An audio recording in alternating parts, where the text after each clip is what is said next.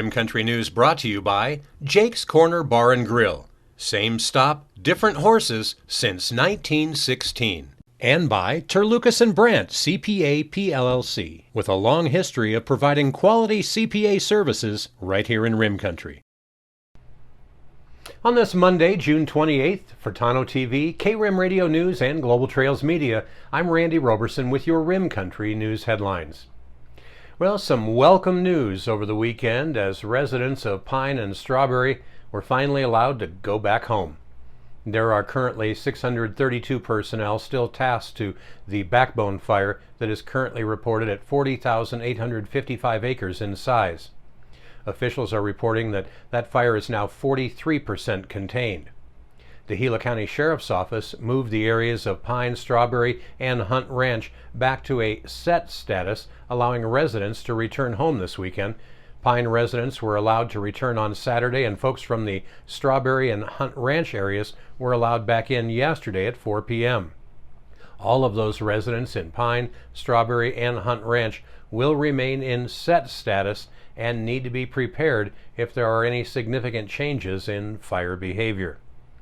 Well, the decision was reached in discussion with the Southwest Area Type 1 team due to the efforts of the fire crews in suppression activities on the east side of the Backbone Fire.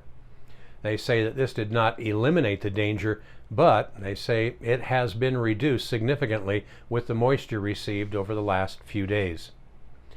The Arizona Department of Transportation moved the hard closure on Highway 87 north up to the intersection of Fossil Creek Road and Highway 87 going north. Despite the return to home for local residents, the fight against the Backbone Fire, well, it's not over quite yet. On the west side of that fire, crews are currently working to monitor fire activity and suppress any fire that threatens to establish itself west of the Verde River. They will utilize UASs to identify areas of heat that need to be addressed and engage resources when access is possible. Up on the north side of the fire, crews there will begin to do suppression repair work along Highway 260 and along Highway 87. On the east side, crews there will be continuing to go direct along the fire's edge on Deadman's Mesa and Hardscrabble Canyon.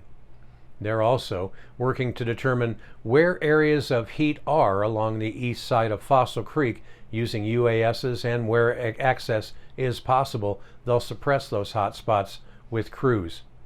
And of course, they are still using aviation as necessary to support these various efforts. Now, although the overall size of the fire hasn't really changed that much in the past few days, there is still a lot of activity, including analysis of some pretty interesting possible impacts on the, as a result rather, of the firefighting efforts. I'm Matt O'Neill. I'm a fish biologist for the Coconut National Forest, and I've been working in fossil for almost 20 years.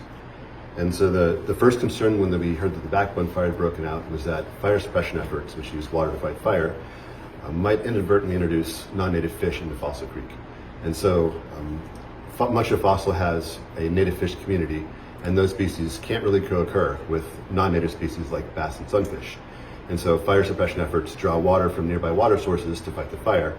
And so that posed a risk to adding non-native species to Fossil Creek. And so the way that we addressed that was by immediately coordinating with the incident management team's air operations chief to carefully define where water could be drawn from and where water could be dropped on the creek. And so in that way we can ensure that we eliminate the risk of adding unwanted species back into Fossil Creek. And then the next thing that we're worried about will be ash and sediment runoff into the creek. And so that will pose a risk to the habitat and the animals there. It can plug invertebrate gills and fish gills. It can alter water quality and also change stream substrate.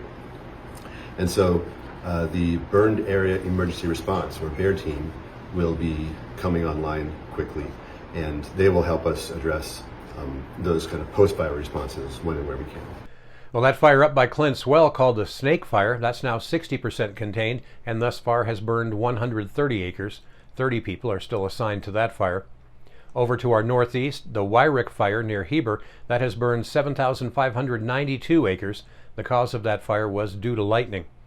That blaze started out just 2 miles north of the Mogollon High School in Heber. 325 firefighters now have that blaze 76% contained.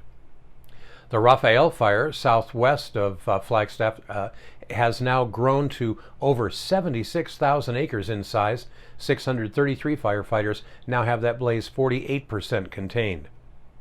And coming up in Rim Country weather, well, the firefighting teams that are scattered all over our state look to be getting some welcome relief this week as the monsoons are poised to make a significant appearance this week, along with a little hurricane moisture. Well, a full report on your 7-day forecast is coming up next. You're watching Rim Country News. Jake's Corner Bar and Grill. It's not just a bar, it's a destination. Jake's started out as an Arizona stage stop way back in 1916, and folks have been stopping here ever since. Jake's also has been famous as a popular stopping spot for travelers headed to Rim Country or Roosevelt Lake. But as more people discover this historic stop, more and more, it becomes the destination. It was even featured in the 2008 movie Jake's Corner and later featured at the Sedona Film Festival. Ice-cold beers from the tap, imported or specialty beers, a generously stocked full bar, and great food that keeps you wanting to come back again and again. Enjoy a game of pool inside or step out and enjoy the covered patio and outdoor bar with live entertainment and much more. We hope to see you soon at one of the most historic stopping spots in Arizona, Jake's Corner Bar and Grill. It's not just a bar, it's a destination. Hello, this is Brian Bowman. We have Payson Tire Pros and Automotive, and one of the best things about having a business in town is the local community. We found Terlucas and Brandt to do our taxes. Amy's been a critical component for our business to be successful. We are very thankful for them and their professionalism. So if you're looking to have somebody do your taxes and you want to find somebody good that's willing to work with you, Amy is awesome. Terlucas and Brandt is who we suggest.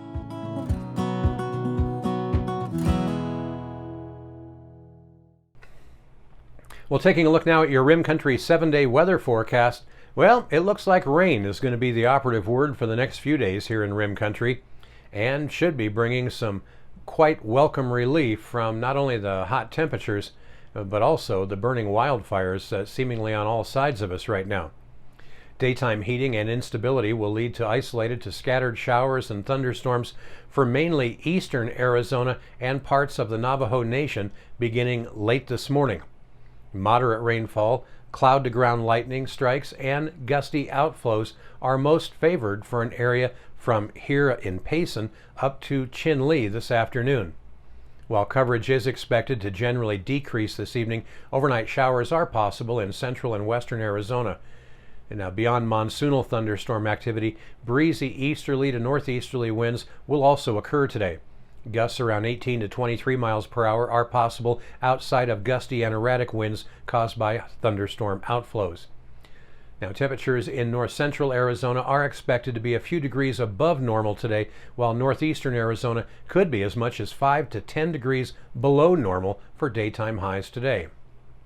Smoke produced by area wildfires is going to be pushed southward again today into the Verde Valley and as far west as Prescott and Chino Valley. Areas of limited visibility from the smoke are possible. Now, mid and lower level flow begins to turn southeasterly into Tuesday, and along with moisture from Hurricane Enrique will help to create a much more moist boundary layer by Tuesday afternoon. There is high confidence in an active period through midweek with the potential for heavy rains leading to flash flooding.